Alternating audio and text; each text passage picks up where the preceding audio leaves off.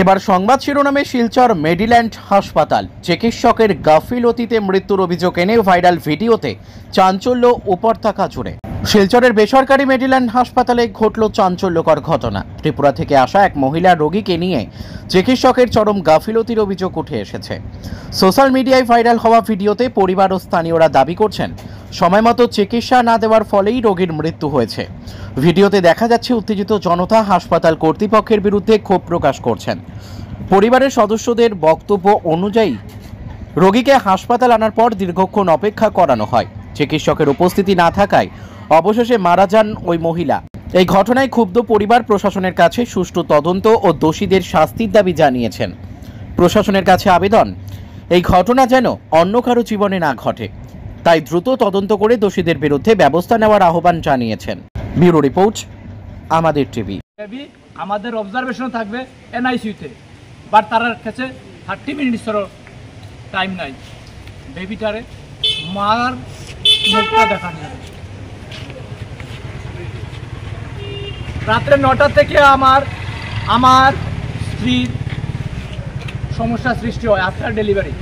আমি ওদেরকে জিজ্ঞেস করি, নার্সকে জিজ্ঞেস করি, ওরা বলে এটা নর্মাল। ডাক্তারকে ফোন করে, ডাক্তার বলে নর্মাল। তার কিছুক্ষণ পরে আমি যখন বললাম আবার, তখন তারা ইমার্জেন্সি ডাক্তারকে নিয়ে এলো। যে ইমার্জেন্সি ডাক্তারের একটা টেথিস্কোপ নেই, ও শ্বাস পালাতে পারছে না, বুকে একবার দেখলো না, হাত দিয়ে বলে ওটা নর্মাল, ঠিক হয়ে যাবে। এতে করতে করতে রাত্র 12টা বাজলো। 12টার পরে কি হলো, আমার রোগীর অবস্থা ক্রিটিক্যাল হয়ে গেল, শ্বাস নিতে পারছে না। আমি তখন ওদেরকে ধমকি দিলাম যে তোমরা কি ফাইজলামি করছো আমার সঙ্গে, তোকে ডাক্তার ডাকবে না তোমরা এখন মোবাইল দেখার জন্য এসছো। নার্সের মোবাইল দেখে সময় পেলে তারা একটু ভিডিও কল করে মোবাইলে।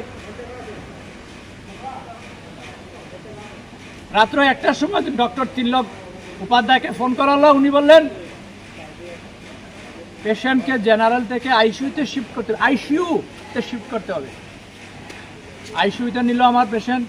আমি আধা ঘন্টা পরে আইসিইউতে গেলাম, দেখলাম আমার পেশেন্ট ঠিক আছে, আমার সঙ্গে কথা বলল।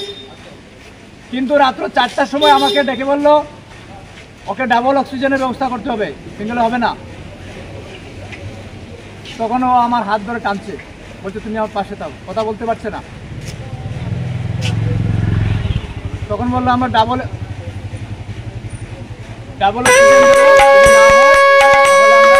ভেন্টিলেশনে নেব। সকাল 5:30টায় ওকে ভেন্টিলেশন, আর ভেন্টিলেশন থেকে আজকে সন্ধ্যায় আমরা